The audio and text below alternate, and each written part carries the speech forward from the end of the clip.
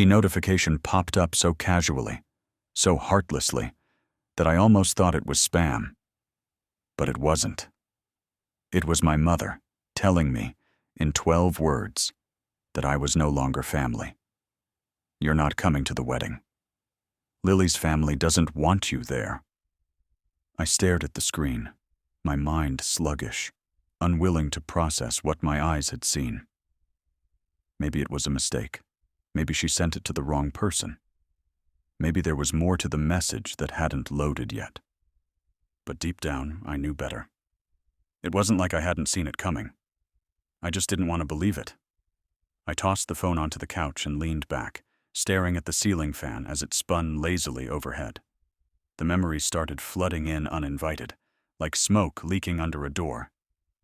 Birthday parties, where my gifts were overshadowed by Lily's entrance. Report cards where my A's were shrugged off while her B's earned rounds of applause. Christmas mornings where my stocking was half empty and hers was overflowing. Why can't you be more like Lily? My mom would sigh, shaking her head, every time I failed to live up to the impossible standards she set. You're just embarrassing. Lily would laugh, tossing her perfect hair over her shoulder like some movie villain. Back then, I thought if I tried hard enough, worked harder, was quieter, maybe one day they'd look at me the way they looked at her. I thought love was something you earned, not something you were supposed to be given freely. I spent hours in the mall last week picking out a wedding gift. Something that showed thought, care, investment. A set of crystal glasses, expensive enough that I had to skip meals for a few days to afford them. It wasn't just a gift, it was a final olive branch, a hope that maybe at the wedding I could belong. The invitation arrived in a thick cream envelope, addressed coldly to my first name only. No note, no personal touch. Still, I told myself it meant something. I pictured it so many times. Walking into the reception, handing over the gift, shaking hands with the new in-laws, being part of something bigger. Maybe Lily would smile at me for once without that thin layer of disdain in her eyes. Maybe Mom would hug me and whisper, "I'm proud of you." I should have known better. The signs were all there. The group chats where I was conspicuously left out. The vague family meetings that I found out about too late. The way Mom kept talking about everyone coming, but never once said my name. Still, I clung to hope like a drowning man to driftwood. My thumb hovered over the call button on my phone. I wanted to call Mom, to hear her voice, to make her explain, to beg her to tell me it wasn't true. But another part of me, a quieter, colder part, whispered that it would be useless. They had made their choice. I got up and wandered into the kitchen, opening the fridge just to stare at its contents. Old takeout containers, a wilted bunch of spinach, a few half-used condiments. It smelled faintly of something sour. I slammed the door shut. What was the point? I wasn't needed. I wasn't wanted. I sank into the kitchen chair, burying my face in my hands. The air felt heavier, somehow, as if grief had weight. I remembered the time Lily pushed me into the pool at my 10th birthday party while everyone laughed. I remembered the time I won first place in the science fair and Mom forgot to show up. I remembered Lily's graduation dinner, a grand event with photographers and rented venues, and my own quiet one at a diner with just Dad and a waitress who sang off-key. He's always been a little different, Mom once told one of her friends at a barbecue, thinking I couldn't hear. I heard. I always heard. The memories were stacking up now, brick by painful brick, building a wall I should have seen a long time ago. I wasn't their family. Not really. I was a placeholder. A propiedad. Something that was easier to ignore unless it served a purpose. The buzzing of my phone broke through the haze. Another text. "Please don't make a scene. It's Lily's big day." I almost laughed. As if I had ever made a scene in my life. As if my existence itself was a kind of threat to their perfect facade. Don't ruin it for her, Mom had added when I hesitated about RSVPing a few weeks ago, twisting the knife without even knowing it. I never had the power to ruin anything for Lily. She was the golden child. I was the shadow she stepped over. I looked around my small apartment, at the peeling wallpaper, the sagging couch, the half-empty bookshelves. It wasn't much, but it was mine. It was real. Maybe for once it was time to stop begging to sit at a table where I was never wanted. Maybe it was time to stand up, walk away, and never look back. My phone buzzed again. Another incoming text I refused to read. I closed my eyes and let the silence settle around me like a blanket. Tomorrow would come, whether they invited me or not. I didn't sleep that night. I lay in bed, staring at the cracks in the ceiling, counting the seconds as they bled into hours. Every time I closed my eyes, I saw the message.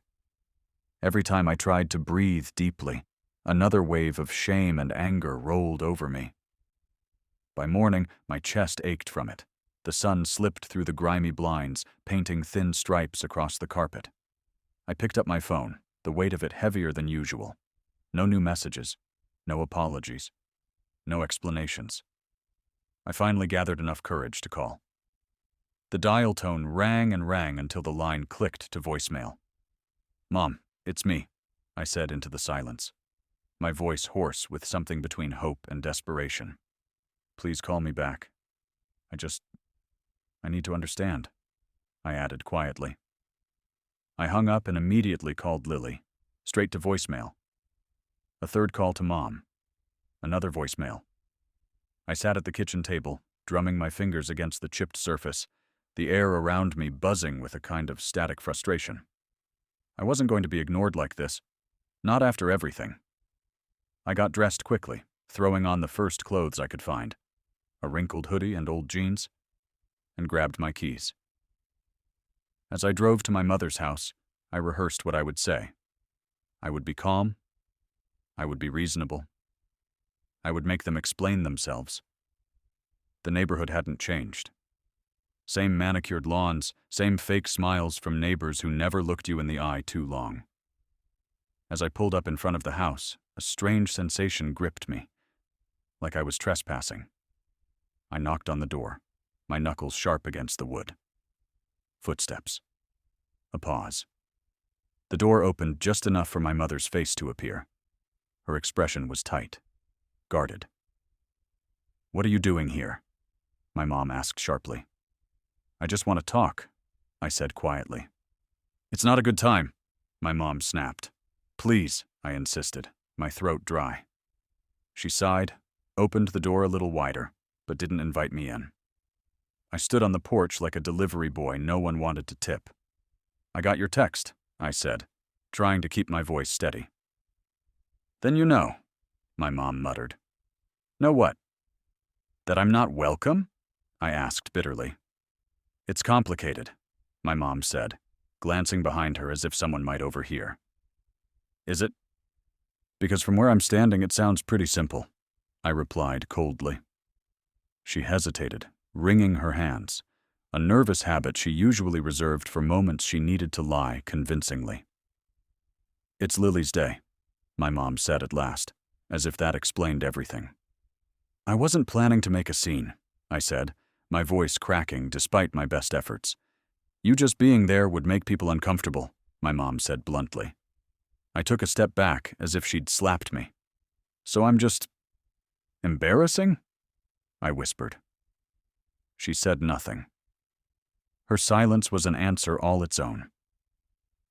I turned without another word, walking back to my car with the strange sensation that my feet weren't touching the ground. As I opened the door, I heard her voice again, faint but sharp. "Don't make this harder than it has to be," my mom called after me. I drove aimlessly for a while, ending up in a grocery store parking lot. I sat there with the engine off, listening to the ticking of the cooling metal. I scrolled through my contacts, my thumb hovering over names I hadn't called in months. Friends I'd drifted from. Cousins who barely remembered my birthday. No one who would understand.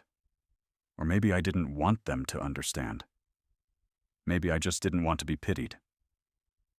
I ended up calling my cousin Megan, one of the few who had always been a little kind to me growing up. "Hey, long time no see," Megan answered warmly. "Yeah," I said, my voice tight. "Can I ask you something?" "Sure, what's up?"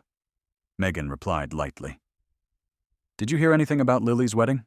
About me not being invited?" I asked carefully. There was a pause, just a little too long. I heard something," Megan admitted reluctantly. "What?" I pressed. "Look, I don't want to get in the middle," Megan said nervously. "I just need the truth," I said, feeling the words tear out of me. "She told people that you might cause a scene," Megan finally confessed, her voice small. I closed my eyes, letting the words settle like poison in my veins. "Right," I said hollowly. "I'm sorry," Megan whispered. "Yeah, me too," I said before ending the call. I sat there for a long time, the world moving around me while I stayed perfectly still. It wasn't about making a scene. It wasn't about Lily's big day. It was about erasing me completely, scrubbing me out of the perfect image she wanted to project to her in-laws. I was the stain she couldn't wash away, the scar she pretended didn't exist. My phone buzzed again. Another message. "Please respect our wishes. Our, not her, not Mom. Their wishes." As if I was some collective embarrassment they all agreed on. I wanted to scream. I wanted to cry. I wanted to break something just to feel real again. Instead, I just stared at the screen, the words burning into my memory. Another scar added to the collection they would never see. The wedding was still 2 days away. 2 days for them to celebrate their picture-perfect family without the burden of my presence. 2 days for me to decide what to do with the pieces they left behind. The first night after Megan's call was the hardest. Sleep didn't come, only a restless tossing that left my sheets tangled and the pillow soaked with sweat. My mind kept replaying every word, every moment, every failure I hadn't even realized I was making in their eyes. I thought about the crystal glasses wrapped neatly in my closet. I thought about the smile I had practiced in the mirror when I received the invitation. Stupid. So stupid. By morning, something inside me had shifted. The numbness was gone, replaced by a gnawing, sharp-edged anger. Not the loud, screaming kind, the quiet, deliberate kind that made you move when you wanted to fall apart. I packed a small bag. Not much. Just enough clothes for a couple of days, a charger, and the stupid wedding gift. I tossed it all into the trunk of my car and drove. I didn't tell anyone. I didn't need permission anymore. The city where Lily's wedding was taking place wasn't far, just 2 hours south. I spent the drive rehearsing scenarios. Maybe I would sneak into the back of the ceremony. Maybe I would confront them. Maybe I would just sit in a coffee shop across the street and watch them pretend I didn't exist. It didn't matter. I had to see it with my own eyes. When I pulled into the hotel parking lot where the guests were staying, the sun was starting to set. The air smelled like wet pavement and distant flowers. I sat in the car for a long time, gripping the steering wheel so tightly my knuckles turned white. I wasn't sure what I was waiting for. Maybe courage. Maybe a sign. Eventually, I got out and wandered toward the event center nearby. It was all decked out in pastel streamers and gold balloons. A rehearsal dinner, from the looks of it. Through the tall windows, I could see them.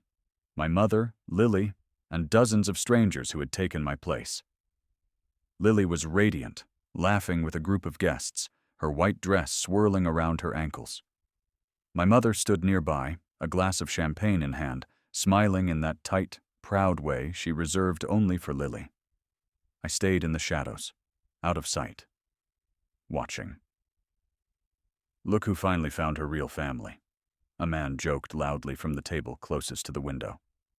"Yeah, no black sheep allowed," another one laughed. Lily laughed too, tossing her hair. "For once, it'll be a perfect day," Lily beamed. I felt like I'd been punched in the gut. I turned away before they could see the way my face crumpled. I wandered around the block aimlessly, my hands shoved deep in my pockets. Every step felt heavier than the last. How had I fooled myself for so long into thinking I was anything more than a ghost in their story?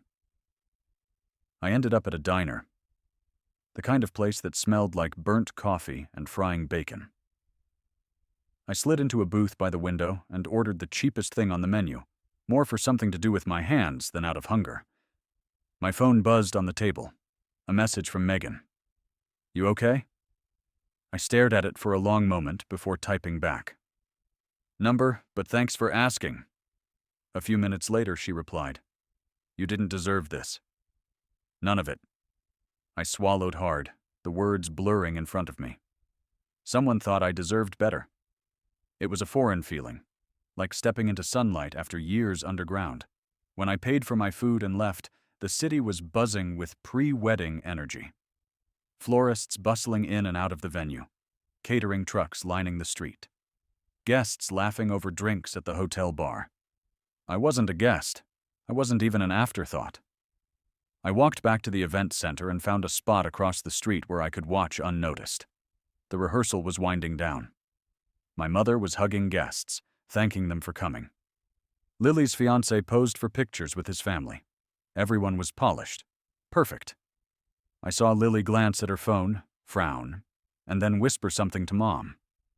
Mom's eyes scanned the street like a hawk. For one brief, terrible moment, I thought she spotted me. I ducked behind a parked car, my heart pounding. What was I even doing here? I should have left. I should have gotten in my car and driven until this whole thing was a blur in the rearview mirror. But my feet stayed rooted to the spot. I heard footsteps behind me. I turned sharply, ready to defend myself, but it was just a teenager walking a dog, earbuds in, oblivious. Pathetic, I thought bitterly, hiding behind cars like a criminal just for wanting to be acknowledged by your own family. The rehearsal broke up, people filtering toward their cars and taxis. I watched Mom and Lily embrace, their smiles wide and genuine. Then I saw them pause, arguing briefly. Lily gestured angrily toward her phone, and Mom shook her head, obviously trying to calm her down. A part of me hoped Lily would storm out, call the wedding off, realize this wasn't the family she needed. But I knew better. Families like ours didn't change. They just rewrote the story to exclude the inconvenient chapters. I headed back to my hotel, a cheap roadside place with flickering neon signs. As I unlocked my door, a voice called out. "Hey, you okay?" asked a man smoking outside the next room. "Yeah, just tired," I said wearily. "Big wedding in town," the man said conversationally. I heard. I muttered, slipping inside. I sat on the edge of the bed, staring at the threadbare carpet. Tomorrow was the big day. Tomorrow they would make 1,000 promises to each other under chandeliers and floral arches, pretending they came from a family built on love instead of obligation and resentment. I could crash it, make a scene, tell the truth, shatter the illusion they worked so hard to build. But what would that accomplish? I'd still be the villain in their story. I lay back on the bed, closing my eyes. In the darkness, I remembered a younger version of myself, sitting on the stairs, listening to the grown-ups laugh at jokes I didn't understand.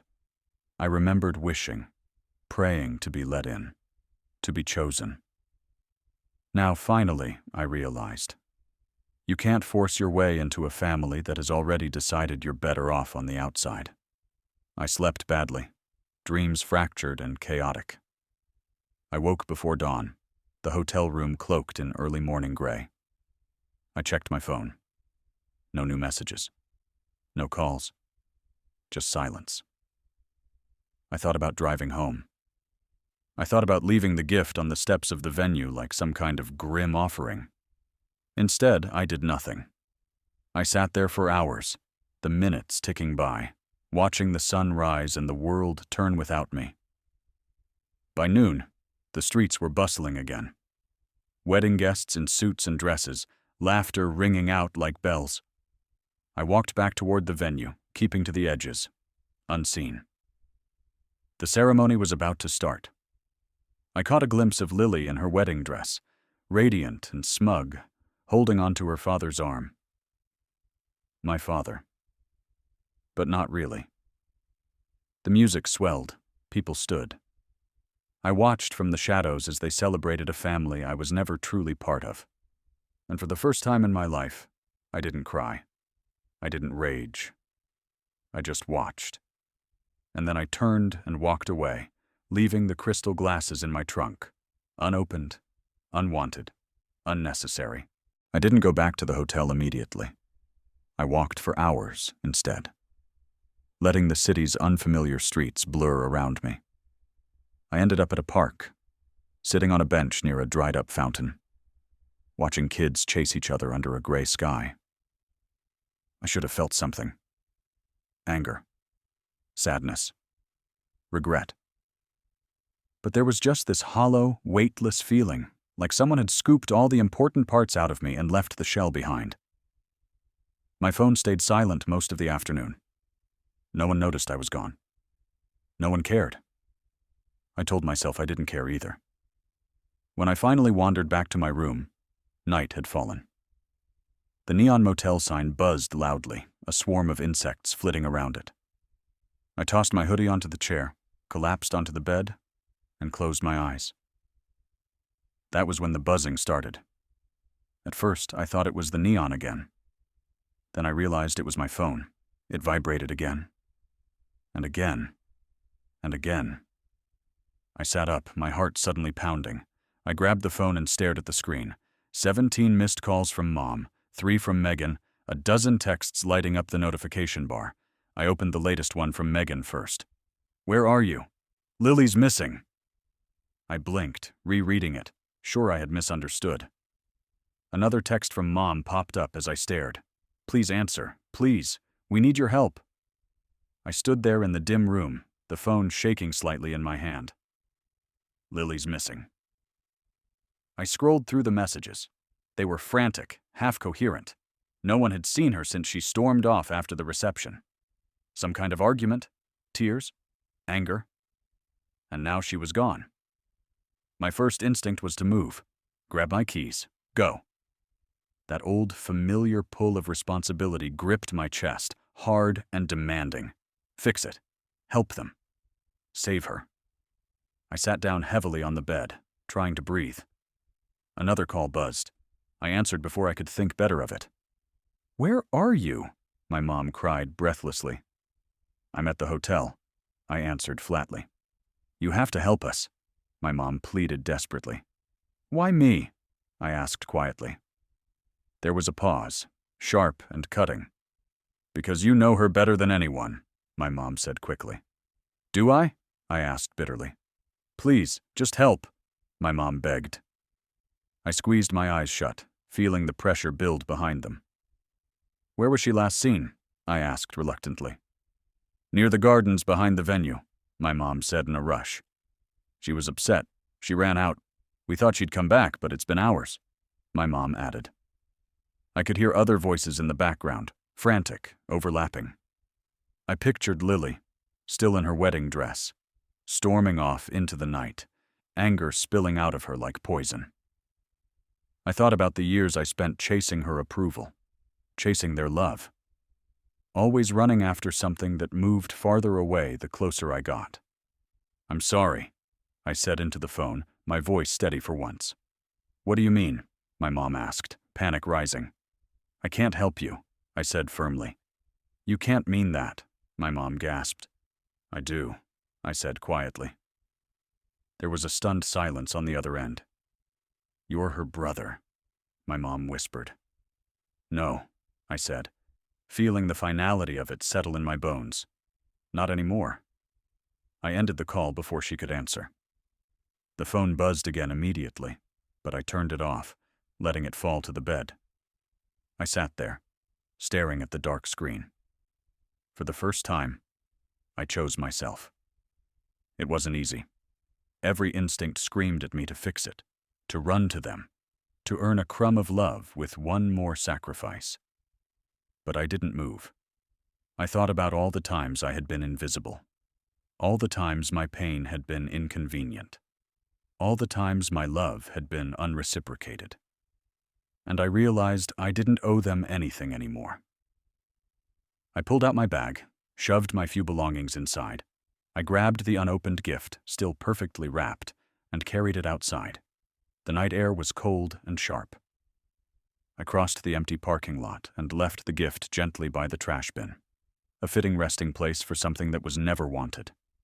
I got into my car, started the engine, and pulled out of the lot without looking back.